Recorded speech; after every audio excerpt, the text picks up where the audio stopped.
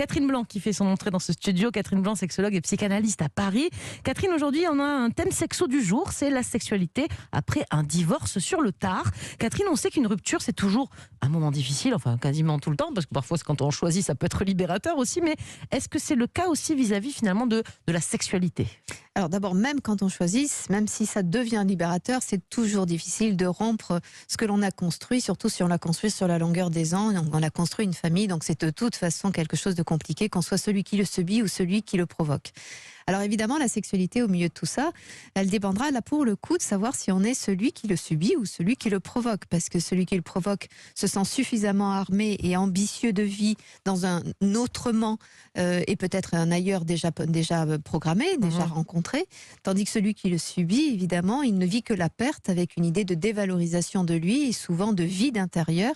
Donc une image un peu dépressive de soi-même qui du coup ne va pas nécessairement dans le sens qui permet la liberté de la sexualité, de la conquête à nouveau, etc. Pourtant, si on se sépare, c'est que quelque chose n'allait pas. Alors, pourquoi est-ce que dans ces cas-là, c'est si difficile de se remettre en selle et de passer à autre chose en quelque sorte ? Parce que d'abord, quand on se sépare, encore une fois, c'est pas parce que, malheureusement, c'est pas parce que les relations ne vont pas qu'on se quitte. Donc, quand on en arrive à se quitter, c'est qu'on a pu acter éventuellement que ça n'était pas plus possible, tout simplement.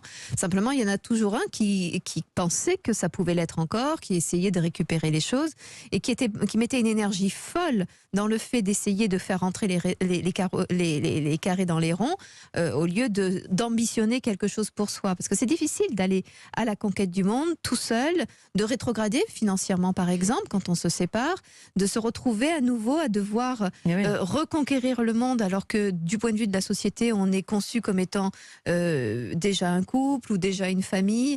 Et l'idée du célibat sur le tard est toujours douloureux, bien sûr. Et de ce que vous voyez peut-être dans vos consultations qui ont ce problème-là à la base, ça doit arriver, j'imagine, des femmes ou des hommes qui viennent vous consulter parce que ils n'arrivent pas à se remettre en selle après un divorce comme ça, après des années de couple ensemble. C'est plus un problème de femme ou d'homme, ou c'est pas forcément, il n'y a pas finalement de sexe là-dedans, de genre en tout cas? Non, il y a pas de genre. En général, souvent les hommes quittent parce qu'ils savent qu'ils sont déjà dans une autre relation, quand c'est eux qui quittent. Donc du coup, ils n'ont pas de lieu de temps d'errance en quelque sorte et de remise en question sur leurs valeurs d'hommes, parce qu'ils sont déjà dans une aventure, ou en tout cas ils projettent une aventure un lendemain.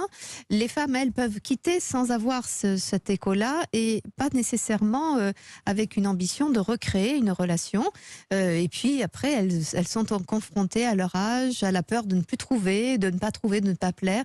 Et plus encore si ce n'est pas elles qui ont décidé de la rupture et que ce sont leurs maris. Alors auquel cas, elles ont le sentiment d'être un peu usagées et il leur faut réparer leur image narcissique pour pouvoir ambitionner la sexualité et de nouvelles aventures. Et justement, comment reprendre confiance en soi quand après des années de vie de couple, vous l'avez dit, le corps peut changer, on a quelques kilos en plus et donc à ce moment-là, on peut avoir du mal à se remettre en selle. Mais on a gagné en maturité aussi, alors ça peut être un feu d'artifice, j'en suis sûre. C'est ça, c'est-à-dire que voilà, c'est exactement ça. C'est-à-dire que si on écoute simplement le temps et l'effet du temps sur nos corps, ça ne va pas en s'arrangeant, ça c'est un fait. Et donc on pourrait rester avec celui qui nous a connus jeunes pour pouvoir se dire que de toute façon, eh bien, il nous a aimés, il nous aimera toujours. C'est une erreur d'abord. Souvent on s'endort sur nos lauriers de ce point de vue-là. La réalité, c'est que l'ambition de vie, la maturité, comme vous le disiez très justement Mélanie, fait que du coup on a d'autres choses à offrir que simplement une enveloppe parfaite.